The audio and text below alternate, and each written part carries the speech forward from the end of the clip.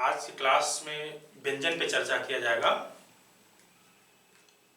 जैसा आपने स्वर के बारे में पढ़े हैं, तो व्यंजन क्या होता है और व्यंजन की संख्या कितनी है, या हिंदी वर्णमाला में वर्ण कितने हैं। तो 52 वर्ण जो होते हैं हिंदी वर्णमाला में, स्वर व्यंजन जो मिलाए जाते हैं, सब काउंट किए जाते हैं कि 52 वर्ण कैसे हुआ। तो पहले स्वर 11 होते हैं, फिर व्यंजन 33 होते हैं। अब 33 में फिर संयुक्त व्यंजन 4 होते हैं, द्विगुण व्यंजन 2 हैं, एक अनुस्वार है, एक विसर्ग है। तो हम सभी लोग को जब जोड़ते हैं तो 52 वर्ण हमारे होते हैं। तो आज हम व्यंजन के बारे में आप लोग को पढ़ाएंगे। व्यंजन इंपॉर्टेंट भी है, प्रश्न भी पूछे जा रहे हैं। कोई one day exam, TGT, PGT, GIC प्रवक्ता, एलटी, जीआईसी, दिल्ली धनस्थ, कहीं भी किसी भी परीक्षा में, यूपीएसआई, यूपी सिपाही, लेखपाल, अनवनडे एग्जाम, किसी में भी कोई भी परीक्षा अगर हो रही है तो वर्ण विचार बहुत ही इंपॉर्टेंट पार्ट है। तो उसमें जो व्यंजन है, आज हम व्यंजन सीखेंगे कि व्यंजन क्या है।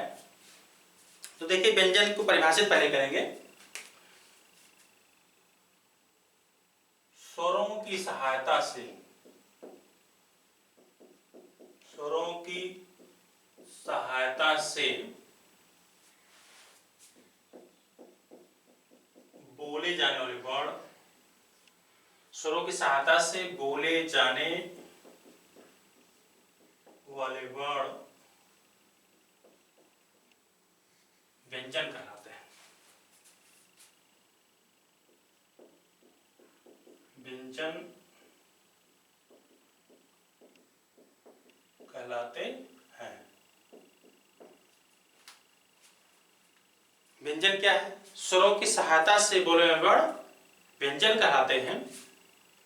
व्यंजन वह वर्ण है, अर्थात भी कह सकते हैं, अर्थात व्यंजन वह वर्ण है,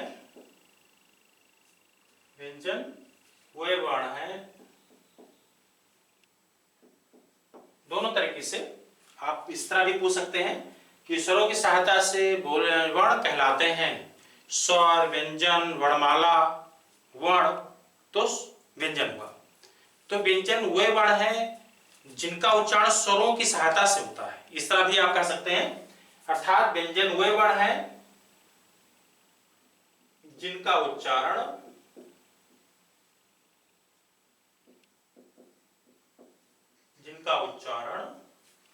स्वरों की सहायता से होता है।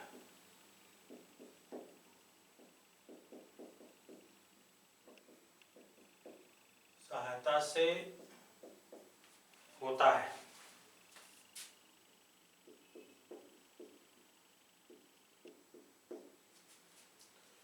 अब ये परिभाषा को इसलिए पढ़ना जरूरी है, कभी कभी ऐसे भी प्रश्न पूछ सकते हैं कि स्वतंत्र रूप से बोले वर्ण क्या कहलाते हैं? स्वर। वर्णों के व्यवस्थित समूह को क्या कहते हैं? वर्णमाला।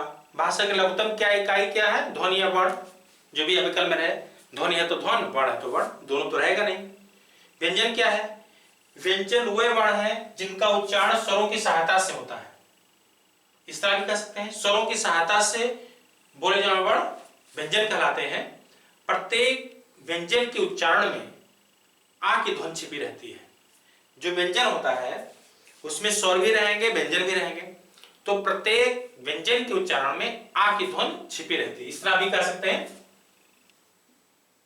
प्रत्येक व्यंजन के उच्चारण में, प्रत्येक व्यंजन के उच्चारण में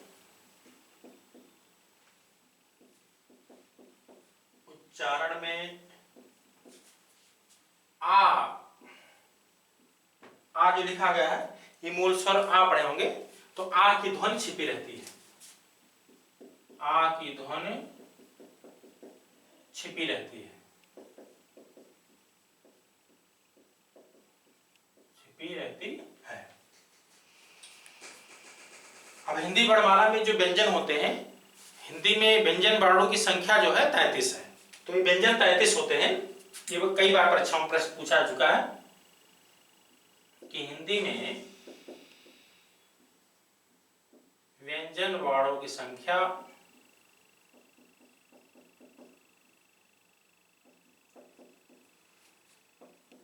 संख्या 33 है।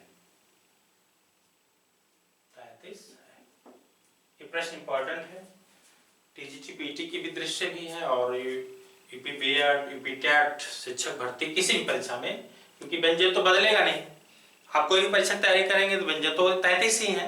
तो हिंदी में व्यंजन वर्णों की संख्या 33 है और जो व्यंजन होते हैं उसमें आ की ध्वनि छिपे रहती है, मतलब आ के बिना व्यंजन का उच्चारण संभव ही नहीं है, ये भी कह सकते हैं। यहाँ कहा गया प्रत्येक व्यंजन के उच्चारण में आ की ध्वनि छिपी रहती है, आ के बिना व्यंजन का उच्चारण संभव ही नहीं है, ये भी कह सकते हैं।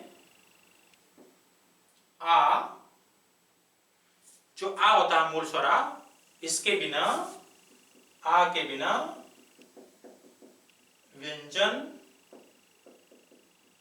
का उच्चारण संभव ही नहीं है, संभव ही नहीं है। यहां पे आपके लिए क्या इंपॉर्टेंट हो सकता है, हिंदी में व्यंजन वर्णों की संख्या कितनी है, 33। ये प्रश्न ज्यादा इंपॉर्टेंट हो सकते हैं। पूछ सकते हैं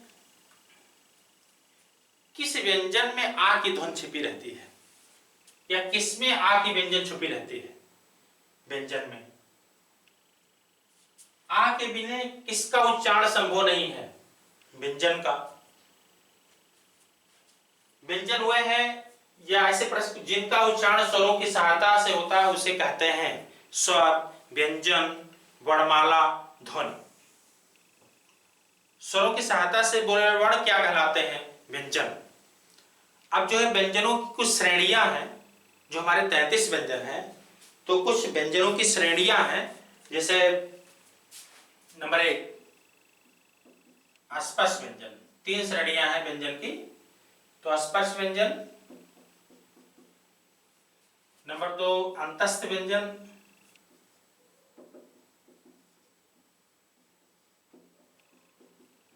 और नंबर 3 ऊष्म व्यंजन।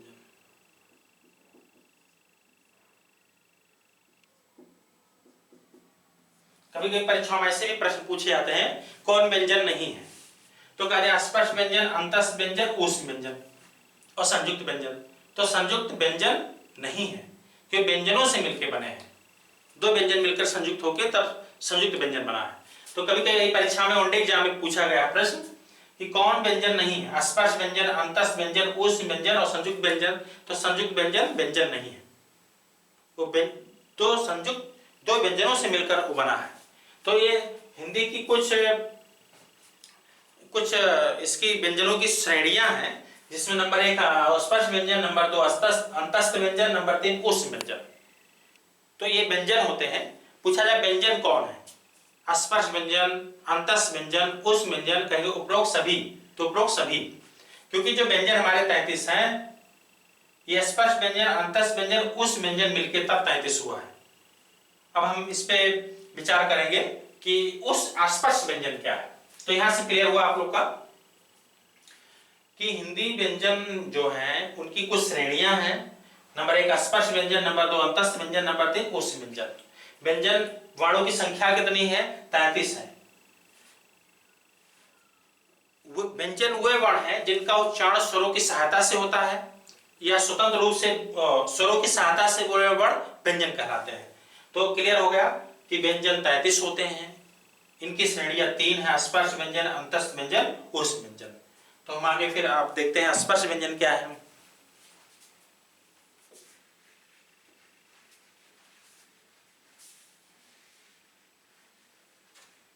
ज्यादातर आप लोग जो है अगर ना समझ में आया करें तो इसको लिखा करिए, इससे ज्यादा आपकी तैयारी हो सकती है। और कंफ्यूज मत रहिए कि कोई दूसरा कुछ बता रहा है और किताबों में क्या होगा। बस ये ध्यान देना है जो व्यंजन है आपके इंपॉर्टेंट है, जो बता रहे हैं इसी में से प्रश्न पूछे जाएंगे। तो अब देखिए हम स्पर्श व्यंजन यहां लिख रहे हैं। स्पर्श व्यंजन यहाँ से परीक्षा में प्रश्न आ चुका है और माध्यमिक सेवा सेवा चयन बोर्ड प्रवक्ता के भी परीक्षा में आ चुका है स्पर्श व्यंजन से। तो स्पर्श व्यंजन क्या है? व्यंजन आपने पढ़ा कि स्वरों की सहायता से बोले वाले वर्ण व्यंजन कहलाते हैं। यह व्यंजन वह है जिनका उच्चारण स्वरों की सहायता से होता है। अब चूंकि इनकी जो श्रेणियां हैं स्पर्श व्यंजन, अब स्पर्श व्यंजन क्या होता है? देखिए, जो स्पर्श व्यंजन होते हैं इनकी संख्या 25 होती है। इसी को वर्गीय व्यंजन भी कहा जाता है। स्पर्श व्यंजन होते हैं कंठ, ताल, मूर्धा, दंत और ओष्ठ स्थानों के स्पर्श से बोले जाते हैं। जो स्पर्श व्यंजन होते हैं कंठ, ताल, मूर्धा, दंत, ओष्ठ, ये उनके स्पर्श से बोले जाते हैं। ओष्ठ जो होते हैं ये जो व्यंजन होते हैं कंठ, ताल, मूर्धा, दंत, ओष्ठ स्थानों के स्पर्श से बोले जाते हैं, इसलिए इन्हें स्पर्श व्यंजन कहते हैं। इसे हम वर्गीय व्यंजन भी कहते हैं। ये इनका जो उच्चारण स्थान होता है अलग अलग एकता के लिए वर्गों में विभक्त होते हैं। स्पर्श व्यंजन जो है ये कंठ, ताल, मूर्धा, दंत और ओठों, ओष्ठ स्थानों के स्पर्श से बोले जाते हैं, इसी से इन्हें स्पर्श व्यंजन कहते हैं। ध्यान देंगे, ये कंठ, ताल, मूर्धा,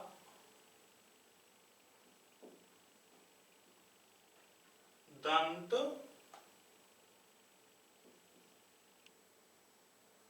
कंठ, ये कंठ, ताल, मूर्धा, दंत और ओष्ठ, क्योंकि जो 5 वर्ग हैं, तो जो 5 वर्ग होते हैं जैसे कावर, चावर, टावर, तावर, पावर, तो कंठ, ताल, मूर्धा, दंत और ओष्ठ स्थानों के, और ओष्ठ स्थानों के स्पर्श से बोले जाते हैं, स्पर्श से बोले जाते हैं, तो ये कंठ, ताल, मूर्धा, दंत और ओष्ठ स्थानों के स्पर्श से बोले जाते हैं, इसलिए इन्हें स्पर्श व्यंजन कहते हैं। इसलिए इन्हें स्पर्श व्यंजन कहते हैं। स्पर्श व्यंजन कहते हैं। स्पर्श व्यंजन को वर्गीय व्यंजन भी कहा जाता है। जो आपका स्पर्श व्यंजन है इसी को वर्गीय व्यंजन भी कहा जाता है। 5 वर्ग होते इसमें वर्गीय व्यंजन, और जो स्पर्श व्यंजन है इनकी संख्या 25। अगर ऐसे प्रश्न पूछा जाए स्पर्श व्यंजन कितने होते हैं 25 और व्यंजन कितने होते हैं 33, तो 33 व्यंजन बने कैसे हैं? तो स्पर्श व्यंजन 25 उसमें आप देखेंगे हर वर्ग है, जैसे क वर्ग, क वर्ग में जो ध्वनियां हैं वह है क, ख, ग, घ, अंगा। अब जो क वर्ग का उच्चारण है ये मुंह के कंठ भाग से होता है, कंठ से होता है, कंठ से। इसी तरह च वर्ग है च वर्ग। अब च वर्ग में जो ध्वनियां आती हैं च, छ, ज, झ, य, इनका जो उच्चारण होता है वर्ग का तालु से होता है। ये उच्चारण स्थान बताया जाएगा, मुंह के जो भाग हैं तालु से या तालव्य से, तो हम कह सकते हैं तालु से होता है। इस तो का हुआ वर्ग, चा वर्ग, इस तरह टा वर्ग है। तो जो टा वर्ग है इसके अंतर्गत जो ध्वनियां हैं टा, ठा, डा, ढा, अड़ा, ये मूर्धा से इनका उच्चारण होता है। ता वर्ग इस तरह है। तो ता वर्ग में जो ध्वनियां आती हैं ता, था, दा, धा, न, इनका दंत से होता है। चाहे आप दंत कहिए चाहे आप दांत कहिए, तो दंत से इनका उच्चारण होता है, दंत से। चार वर्ग हो गए। पांचवा वर्ग है पा वर्ग। पा वर्ग में इस ध्वनियां जो आती हैं पा, फा, बा, भा, मा। तो जो पा वर्ग है ओष्ठ से होता है। चाहे ओष्ठ कहिए चाहे ओठ, ओष्ठ से इनका उच्चारण होता है इन वर्ग का। अब देखेंगे ये 5 वर्ग हैं और इसी को वर्गीय व्यंजन कहा गया है। अब इसको जो वर्ग है इनकी संख्या 25 है। अभी अगर हम जो का वर्ग हैं इनमें पूछा जाए कितने व्यंजन होते हैं इस वर्गों में, 5 वर्गों में 25। तो ये अस्पर्श व्यंजन इसे कहा गया है। तो अस्पर्श व्यंजन या इसी को वर्गीय व्यंजन भी कह सकते हैं। वर्गीय व्यंजन इनकी संख्या जो होती है 25। तो आपका क्लियर हुआ कि जो व्यंजनों में स्पष्ट व्यंजन है इनकी संख्या 25 है और हर वर्ग का उच्चारण किसी न किसी मुंह के भाग से होता है। तो जब का वर्ग का उच्चारण मुंह के कंठ से हुआ, चा वर्ग का तालु से हुआ, टा का मूर्धा से हुआ और ता वर्ग का दंत से हुआ और पा वर्ग ओष्ठ से हुआ। तो हमारे ये स्पष्ट व्यंजन है, इन्हीं को वर्गीय व्यंजन कहा जाता है। अब इसी तरह से अंतस्थ व्यंजन भी है। अंतस्थ व्यंजन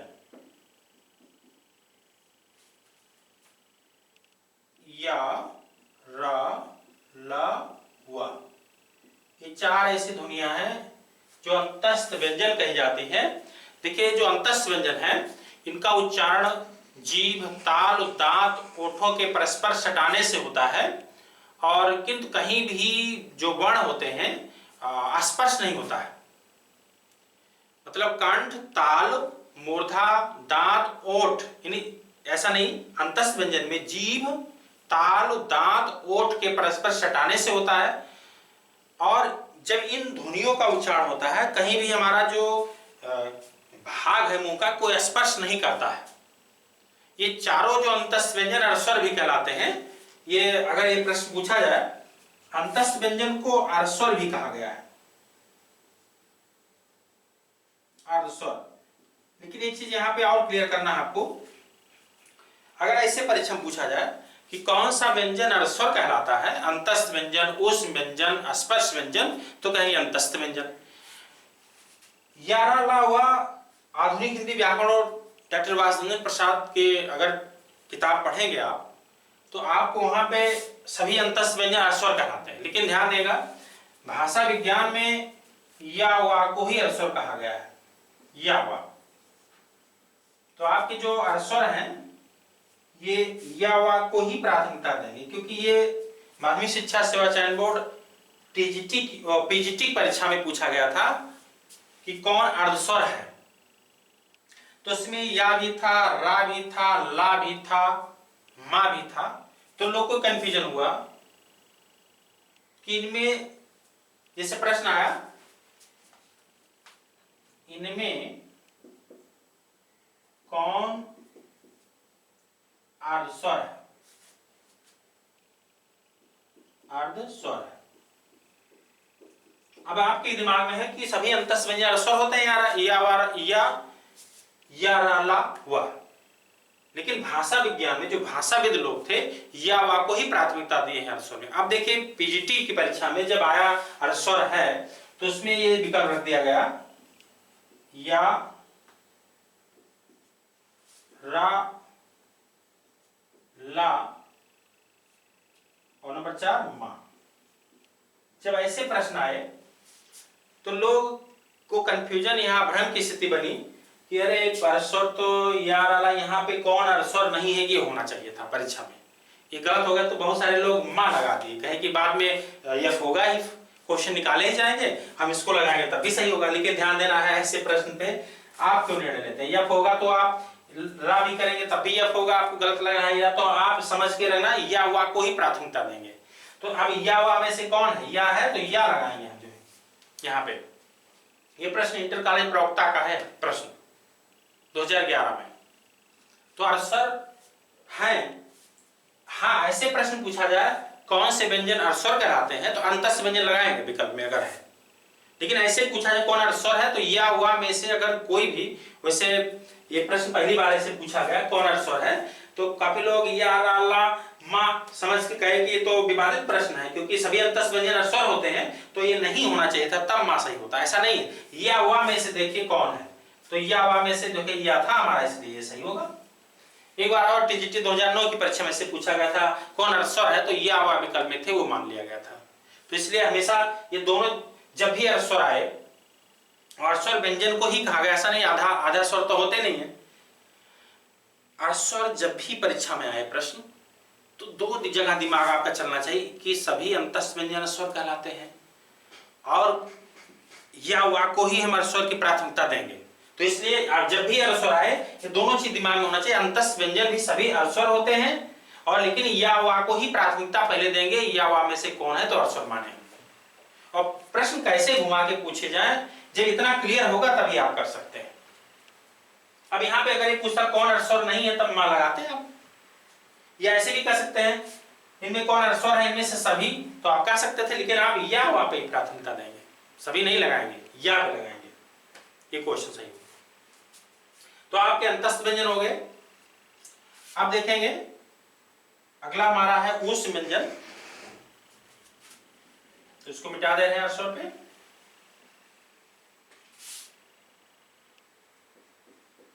ऊष्म व्यंजन, जो ऊष्म व्यंजन है इसमें तालव्य, मूर्धन्य, दंत, हा, ये 4 व्यंजन होते हैं जो उस व्यंजन में आते हैं। इसी को संघर्षी व्यंजन भी कहा जाता है। देखिए उस व्यंजन 4 है, तालव्य, मूर्धन्य, दंत, हा। कुछ लोग कहते हैं बड़ा सा, खट्टी सा, छोटा सा, ऐसा नहीं है। तालव्य, मूर्धन्य, दंत सा, ये हम जब व्यंजन वर्णों का उच्चारण स्थान पढ़ाएंगे तो उसमें क्लियर किया जाएगा कि कैसे तालव्य हो रहा है, कैसे मूर्धन्य इसको कहेंगे, कैसे दंत कहेंगे। तो हमारे उस व्यंजन जो होते हैं 4 है। अंतस व्यंजन कितने हैं? 4 है। स्पर्श व्यंजन कितने हैं? 25 हैं। और व्यंजन कितने हैं? 33 हैं। अब हम काउंट करेंगे, देखिए ये 4 हो गए और यह भी 4 हो गए। तो अगर हम जो व्यंजन 33 कहा गया कि व्यंजन 33 होते हैं, तो जो व्यंजन 33 है तो स्पर्श व्यंजन 25, अंतस व्यंजन 4, स्पर्श और उस व्यंजन 4। तो हमारे देखिए 5 4 9 4 13 33, देखिए यही 33 व्यंजन हुए। तो अगर परीक्षा पूछा जाए व्यंजन कितने हैं, 33 कैसे हुए? स्पर्श व्यंजन 25, अंतस व्यंजन 4, उस व्यंजन 4 मिलके हमारे 33 व्यंजन हुए। देखिए जो उस व्यंजन है, इन व्यंजनों का उच्चारण जो होता है एक प्रकार की रगड़ या घर्षण से उत्पन्न होता है, घर्षण के उत्पन्न वायु से होता है, इसलिए इसको संघर्षी व्यंजन भी कहा गया है। लेकिन 2 चीजें ध्यान दें, अगर जो उस व्यंजन है, सभी उस व्यंजन संघर्षी व्यंजन है, उस व्यंजन को संघर्षी व्यंजन भी कहा जाता है, संघर्षी व्यंजन। तो कभी कभी यहां पे हम लोग को कंफ्यूजन होता है कि कौन सा व्यंजन संघर्षी व्यंजन है। तो उस व्यंजन कौन सा व्यंजन नश्वर है? अंतस्य व्यंजन। किस व्यंजन को वर्गीय व्यंजन कहा जाता है? स्पर्श व्यंजन को। स्पर्श व्यंजन कितने होते हैं? 25। अंतस्य व्यंजन कितने होते हैं? 4। उस व्यंजन कितने होते हैं? 4। अस्वर कितने होते हैं? या हुआ पहली प्राथमिकता देंगे। व्यंजन कितने होते हैं? 33। अब देखेंगे अगर ऐसे प्रश्न पूछा जाए अस्पर्श संघर्षी व्यंजन कौन है, तो अस्पर्श संघर्षी व्यंजन जब आ जाए तो ये चा वर्ग का 4 ध्वनियां ऐसी हैं, पंचमाक्षर छोड़ करके, हर वर्ग का 5वां छोड़ करके, चा वर्ग में 5वां वर्ड छोड़ करके, यानी चा छा जा झा, ये स्पर्श संघर्षी व्यंजन है। तो हम यहां क्लियर करेंगे। अगर ये इस तरह परीक्षा में प्रश्न बन चुके हैं, अगर पूछे स्पर्श संघर्षी व्यंजन,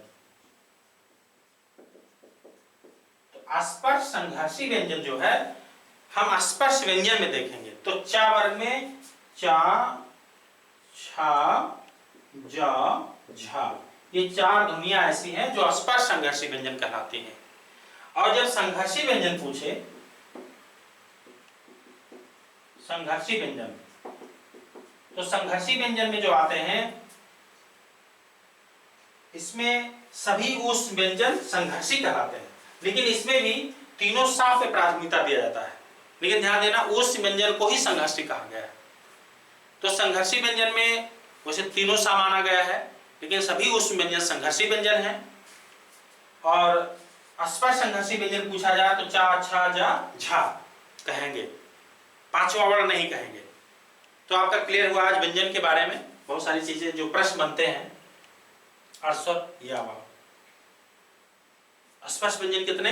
25। अंतस व्यंजन कितने? 4। उस व्यंजन कितने? 4। और व्यंजन कितने? 33। तो ये हमारे व्यंजन के बारे में आज चर्चा की। और आगे की क्लास में जो है संयुक्त व्यंजन क्या है, अनुस्वार क्या है, विसर्ग क्या है और अयोगवाह क्या है, द्विगुण व्यंजन कौन कौन से हैं, और हिंदी में जो 52 वर्ण है एक चार्ट बनाएंगे। 52 वर्ण को आपको लिखा जाएगा सामने कि कौन कौन से स्वर व्यंजन ये सब मिलकर 52 वर्ण हुए हैं। तो आगे क्लास में इस पे चर्चा करेंगे। और जिस दिन ये वर्ण विचार कंप्लीट होगा, वस्तुनिष्ठ क्वेश्चन जितने परीक्षाओं में पूछे गए हैं या बन सकते हैं आपके सामने जैसे पढ़ाएंगे सब तैयार रखिए, हम सारे क्वेश्चन हल कराएंगे इसके। और आप चूंकि क्लियर रहेगा तो जैसे प्रश्न आएगा आपको उत्तर क्लियर हो जाएंगे।